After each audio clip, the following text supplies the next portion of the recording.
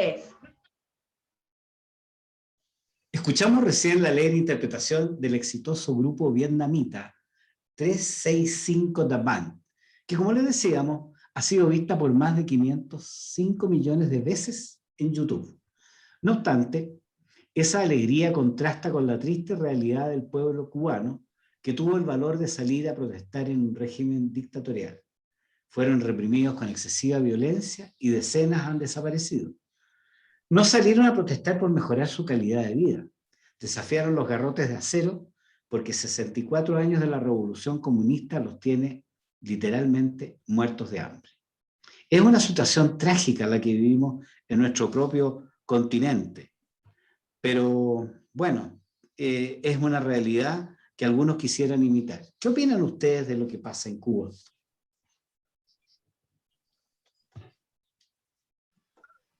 Comienza tú, Tania. ¿A qué le toca? Está bueno ya, diría yo.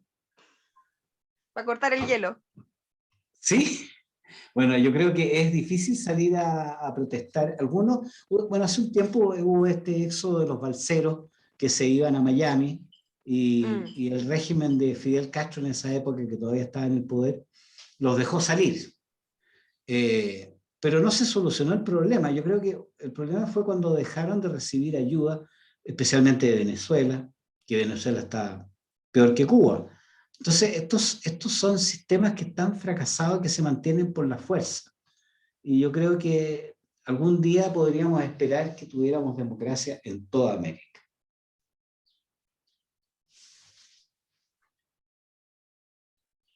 ¿Alguien ha estado en Cuba? ¿Alguno de ustedes ha ido a Cuba? No sé a quién le está dando la palabra, Enrique. Dale, entonces, Tania, dale. Quedó así en el aire, dando bote la pelota. ¿Quién habla? Bueno, sí, es bien paradójico. Yo creo que Tania tiene ganas de hablar. Es raro, pero Tania tiene ganas de hablar, así que escuchemos. Es que la semana pasada no estuve, pues, Enrique. Lógico, tienes que recuperar las palabras mis tiempos al perdidas. aire. No, mire, yo creo que este tema es complicado, no es una cuestión, yo delante dije ya enhorabuena, o sea, ya está bueno ya, pero en realidad creo que el ciclo para que se cortara el hilo por lo más débil se ha ido alargando, pasado por Fidel, Raúl, luego esta persona que está designada ahora, en esta falsa democracia, porque hacen la pantomima de ir a votar de vez en cuando los cubanos. Y es una cuestión que hace contrastar siempre esta vana turística con la real, que muchas veces vemos por las redes sociales o cuando tenemos a los que tienen la suerte de ir o los que conocemos personas que han estado allá y nos cuentan. Entonces, claramente no es algo que alegre, sin embargo, es una buena noticia que siempre, creo yo, a pesar de que tiene costos políticos, costos en vidas, costos en desaparecidos, que haya pueblos, y esto puede sonar una retórica un poco izquierdista, pero la verdad es que creo que tiene más que ver con el pelear por la libertad que con una reivindicación de un tema de clase, sino que es luchar por derechos básicos, porque allá realmente las personas están muriendo de hambre.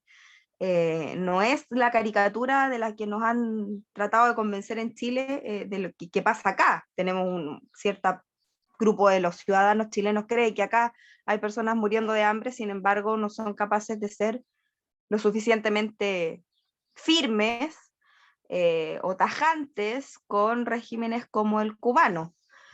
Y me tocó a mí revisarlo harto mirando estábamos justo a muy pocos días de votar en primarias, entonces teníamos acá un candidato comunista y se habló mucho del tema también por eso. Yo creo que quizás en Chile no le habrían dado la misma cobertura a lo que sucedió en Cuba, más que por la importancia del hecho internacional, sino porque tuvo una repercusión en la política y en la noticia local por la candidatura de Jadwe en las primarias del Pacto Pro Dignidad. Entonces, yo creo que que da para reflexionar harto acá en Chile, este doble estándar que tenemos de ciertos sectores políticos que no tienen la valentía de pelear por el derecho a ser libre, por rebelarse ante una autoridad que está siendo totalitaria, autoritaria, dictatorial en todas las partes del mundo.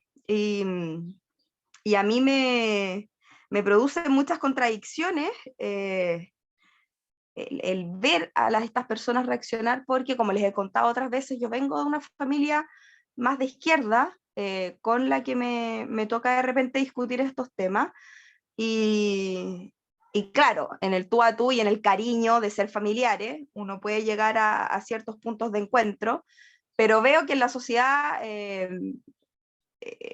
chilena en general cuesta llegar a esos puntos de encuentro. Entonces, a mí mirar lo que estaba pasando en Cuba y cómo nos referimos a detenidos, personas desaparecidas, personas que el familiar no sabe dónde está, y cómo se tiene como una moral flexible al ser jueces de esas cosas. Un doble Yo creo que eso es discurso. como la crisis, el doble discurso, claro. Sí, mira, yo no sé lo que piensa Marcelo, pero fíjate que pensando un poco, me estaba acordando de un señor que se llama Leonardo Padura.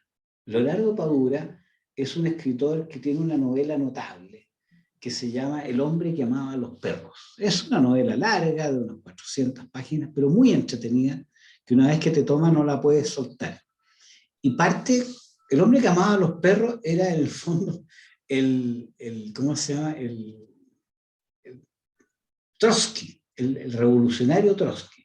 Entonces, la historia parte con la revolución soviética y en paralelo va corriendo la historia de este señor que es un político, que es perseguido, que impulsó la revolución, pero fue perseguido después por Stalin y tuvo que abandonar la Unión Soviética y se refugió en México. Y Stalin lo mandó a asesinar en México y murió en México en un atentado.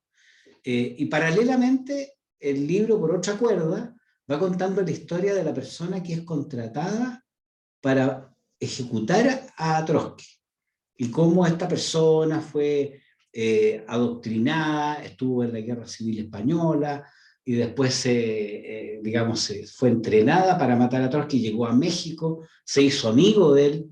Entonces, el libro es muy simpático y cuenta los diálogos entre Trotsky y su asesino, hasta el momento que lo elimina, digamos. Bueno, pero este escritor, Padura, que es fantástico en su pluma, podría vivir en Estados Unidos, en Europa, pero prefiere seguir viviendo en Cuba, prefiere seguir manteniendo su nacionalidad cubana, viviendo las restricciones que existen en Cuba para la libertad de opinar, para poder desarrollar su vida de forma, con la plata que tiene podría tener muchas mayores comodidades, pero él no puede dejar su patria. Entonces yo creo que pienso que están los dos tipos de cubanos, aquellos que arrancaron hacia la libertad y se fueron a la costa de Estados Unidos, y aquellos que prefieren seguir ahí luchando por recuperar esa patria que ha sido subyugada por 60 y tantos años ya. Entonces, yo creo que la reflexión de lo que está pasando en Cuba es el valor de la nacionalidad, independientemente del régimen que dure un tiempo determinado, pero el corazón cubano, el alma de esa gente tan alegre que le ha dado tanta riqueza con la poesía de José Martí, con la música que bailamos todos y que disfrutamos, un país que fue una perla turística, que tiene que volver a ocupar el sitial que le corresponde en América Latina, en un régimen en que todos puedan participar y escoger a su gobernante. Por eso decía yo que el tema de recuperar la democracia en todos los países de América Latina es muy importante. Es muy importante porque la democracia, la base fundamental es el respeto a la otra persona. Y eso es lo que no existe en Cuba. ¿No te parece, Marcelo? Sí, se van ¿No, repitiendo Tania? cosas igual. Sí, no, ¿Mm? al tiro le doy a Marcelo el pase, Eso. porque hablando de Caracas o de La Habana, eran eran capitales que tenían un auge importante, había un progreso económico, estaba la idea de ser, fueron pioneras en hartas cosas, La Habana sobre todo, más que Caracas. Entonces, verlas como están, a muchas personas de más avanzada edad, yo solamente lo testimonio por lo que leo, por lo que veo, es fuerte y da para reflexionar también, y voy de nuevo a lo local, que no nos pase. ¿Cómo hacemos para que no nos pase? Y no estoy viendo una campaña de terror, ni muy lejos de mí, los que me escuchan y ustedes que ya llevamos harto conversando, yo no soy como del Chilezuela, política del terror ni nada, pero creo que son reflexiones que hay que hacer porque hay que ir aprendiendo también de lo que pasa en otros lugares y observando bien el proceso que estamos viviendo. Sí, el cuidar la Marcelo, democracia. Ya el pobre Marcelo no ha podido hablar. ¿está por ahí? No, está bien interesante.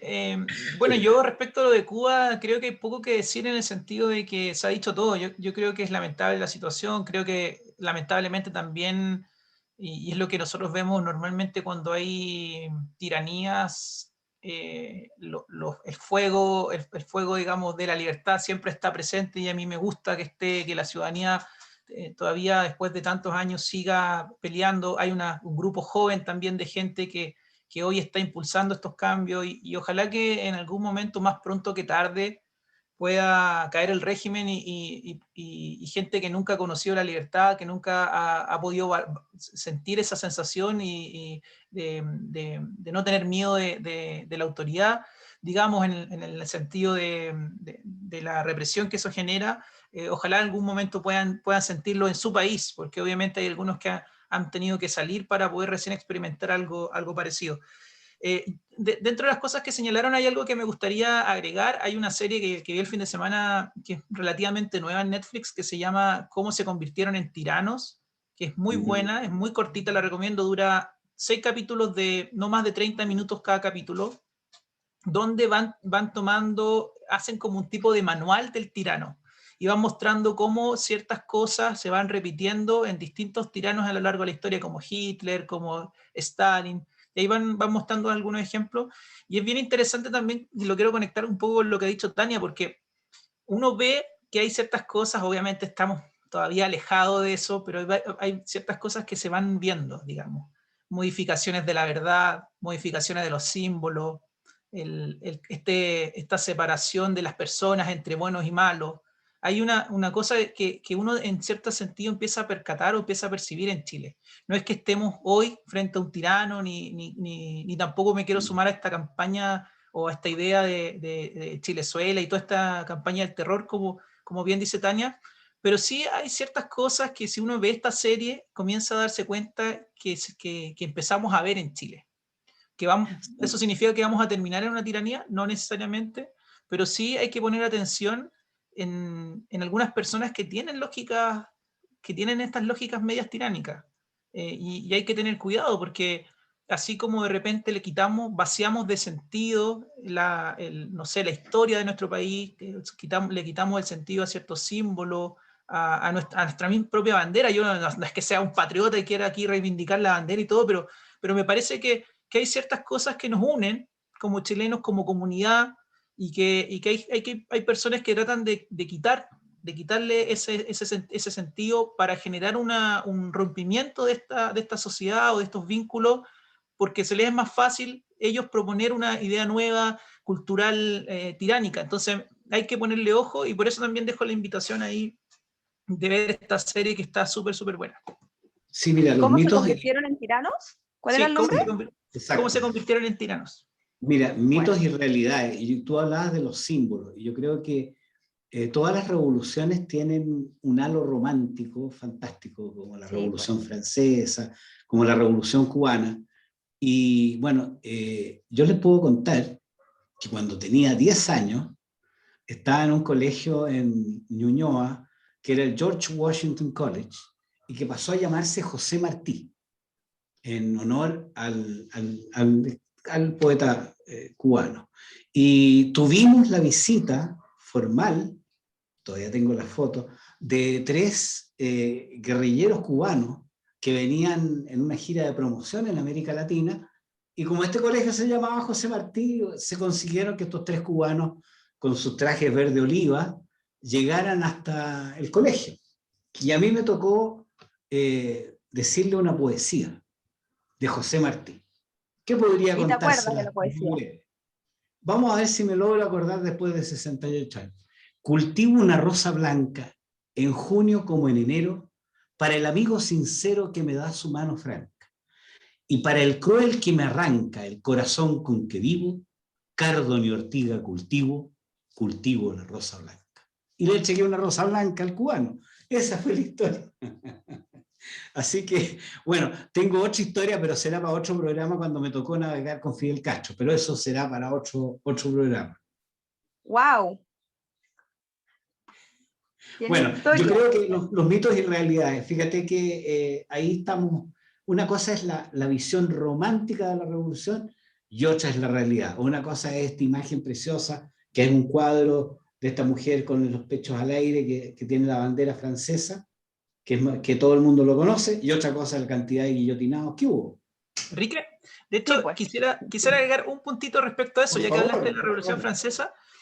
Una editorial que hoy está haciendo polémica en México, porque una editorial publicó o republicó el libro El contrato social de Rousseau, y De Juan. ocupó el grabado de Sieveking, pero en el grabado aparece cómo está la cabeza cercenada del rey, y en el libro le sacan la cabeza. O sea, ahí es donde un poco lo que estamos conversando respecto a cómo volver a darle resignificado a cosas según lo que se acomoda. Hay una cuestión que está pasando y que hay que ponerle atención, creo yo. O sea, en esto de los mitos y leyendas o mitos y verdades que van transformando las verdades, es bien interesante. Y acá tenemos un convencional hace unos días atrás que celebraba la Revolución Francesa, y cuando le sacaron todo este tema, como que dijo, no, yo aquí celebro otra cosa. Entonces hay que tener cuidado también en este tipo de verdades, y cómo las verdades van cambiando. Finalmente la verdad no es algo necesariamente objetivo, o sea, las verdades son construcciones La que también... cuentan los ganadores. Exactamente, entonces hay que ponerle ojo ahí, creo yo.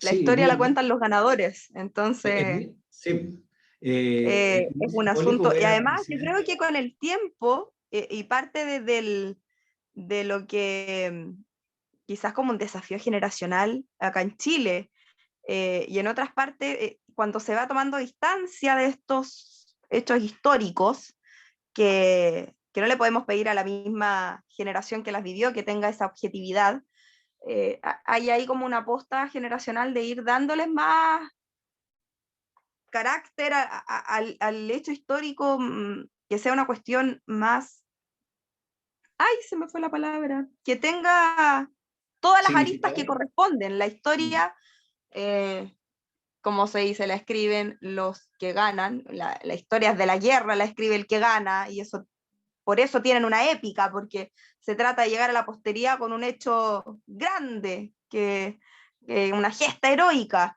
Sin embargo, las guerras son gesta heroica, pero también son muerte, y las revoluciones también tienen eso, tienen este lado romántico que moviliza y trasciende, pero también tienen a tiranos que después, como hablábamos de Trotsky, traicionan a los que fueron sus amigos de batalla por poder, personas que tienen que arrancarse, y tenemos asesinados en México.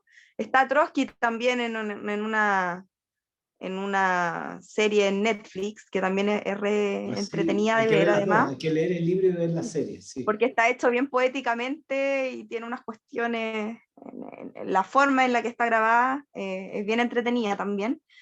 Entonces yo creo que como generación nueva acá en Chile, tenemos que hacernos cargo de eso, porque como decía Marcelo, no puede ser que tengamos personas participando de una instancia única, histórica, que tienen esas nociones tan parciales de hechos políticos, revolucionarios, que además son un punto de quiebre en la historia como de Occidente muy importante, pero no ser capaces de tomar un librito de historia y darte cuenta que Robespierre y muchos otros ahí terminaron con persecuciones, hay muchos que terminaron asesinados por lo mismo, la misma guillotina que ellos habían promovido por sus propios enemigos. Entonces es una historia bien entretenida y vamos, leámosla y aprendamos.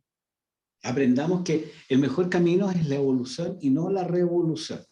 Yo ahí discrepo, digamos, de esto de hacer cuenta nueva y desaprovechar la experiencia que nos dan los años. Yo creo que, por ejemplo, es muy simbólico y muy romántico que la presidenta de la convención llegue con traje típico mapuche y hable en mapudungún para 7 de los 155 convencionales. Pero, porque hay otros pueblos originarios que tampoco hablan mapuche.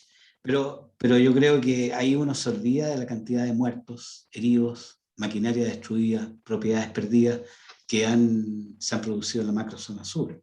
Entonces, yo creo que el camino no es la violencia y creo que el resultado de las primarias, que no hemos hablado de las primarias, el resultado de las primarias marcó una tendencia hacia el centro político, Hacia que el algo centro. habíamos predicho anteriormente.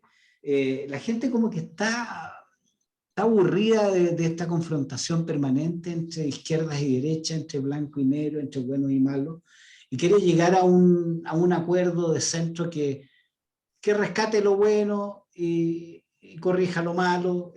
Así avanza la historia de la humanidad. La humanidad avanza a pasos lentos, pero seguros, pero no deshaciendo todo el camino. Yo creo que esa es un poco la enseñanza que nos deja la primaria y lo que quiere la gente en Chile. Vamos a ver qué es lo que pasa en noviembre. Vamos a tener que trabajar en noviembre para que elijamos las mejores personas posibles en el Parlamento. Personas que no tengan discursos de odio, sino que tengan discursos de unidad, de cooperación, de respeto, de inclusión. Que eso no sea solamente un lenguaje bonito, que sea, ¿cómo se llama?, choquita en vez de negrita, sino que sea en realidad una forma de vida que haga un Chile nuevo y un Chile mejor. Claro, y hay que tener ojo también con las nuevas fuerzas que se están metiendo en lo que es la política, porque yo creo que aquí hubo también no solo un cambio en este vuelco desde el Apruebo Dignidad y desde Chile Vamos también hacia el centro, porque Boric y Sichel encarnaban eso, sino que, o sea, y que esto yo creo que nos tiene que hacer reflexionar en la meta que tenemos hacia noviembre y hacia diciembre, porque yo creo que el padrón de votantes cambió, no son las mismas personas, y al haber tenido la convención en acción, ¿sí?, ya instalada y andando, también tuvo una fuerte incidencia en quienes se levantaron a votar ese domingo, porque es distinto el resultado que podemos leer de quienes, del resultado de la convención y del resultado de estas primarias. Así que ahí hay una oportunidad y tenemos que movilizarnos para noviembre. Bien, pensarlo bien, ¿cómo se va a hacer? Bueno, yo creo que la Porque buena al otro noticia... lado está la bolsa de gato. Sí.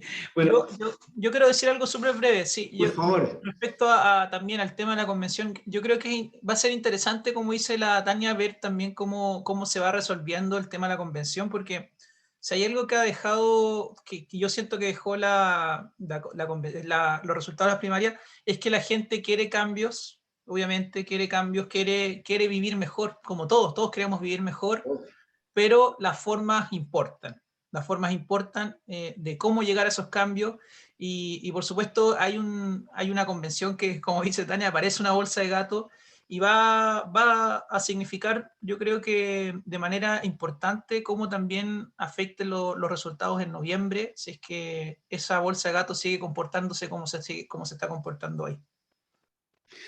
Yo quería mencionar solamente antes de que terminar, porque parece que ya se nos va acabando nuevamente el tiempo, es que ha habido varias declaraciones que confirman un repunte del turismo en la quinta región.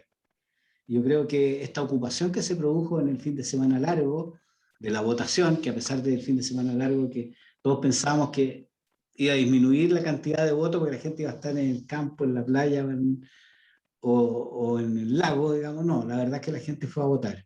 Y yo creo que es bueno que, como decía Marcelo al principio, este cambio del toque de queda permite no tener que almorzar como los gringos, a cenar como los gringos como a las 7 de la tarde, sino como a las 9 de la noche que estamos acostumbrados. Así que yo creo que los restaurantes están felices y se está comenzando a ver la luz al final del túnel. Miremos el escenario con forma positiva, con optimismo, y esperemos más buenas noticias. Llegarán más buenas noticias si tenemos confianza en que las cosas van a salir bien con el trabajo de todos y no con la odiosidad de todos. ¿Les parece? Bueno, nos despedimos Excelente. entonces. Será hasta A el ver el próximo vaso medio jueves. lleno. Excelente. Ahora vamos a ¿Perdón? aparecer la Cenicienta, te digo, Enrique, porque como tenemos hasta las 12 de la noche, tenemos que estar llegando antes de esa hora. Así que... Exactamente. A Que no no se te perder los vayan a quedar los zapatos, zapatitos de porfa. cristal, Pustania. Ya, Bueno, amigos Enrique, auditores, Tania, será hasta la próxima. auditores, que estén muy bien. Chao, Hasta la chao. próxima semana.